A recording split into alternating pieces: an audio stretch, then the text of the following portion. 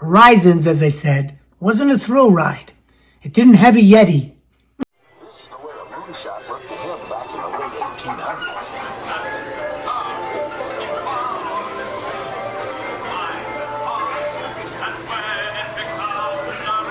Now, if you never got to experience Horizons, and I'm sure for a lot of you cool kids and crazy cats, you weren't even born yet.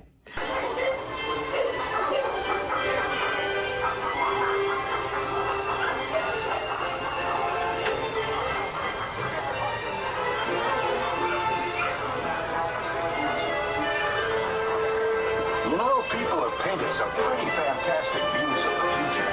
So let me tell you what this ride was all about and what you missed. Meals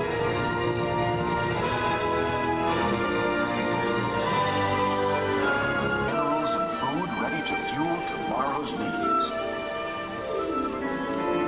Right there has a good ear for music. She's talking to our daughter, the desert dweller. That little girl and her husband are informing.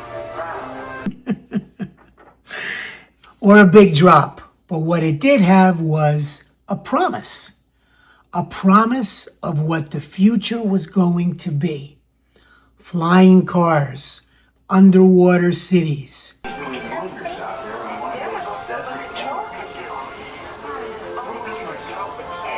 at that, will you? A few years ago, this was all barren desert.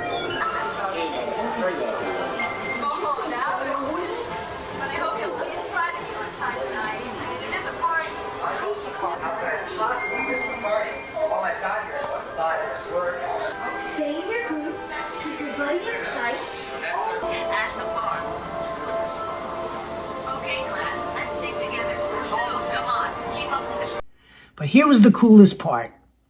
It was one of the first rides where you actually got to choose the ending. You got to choose the story that you wanted.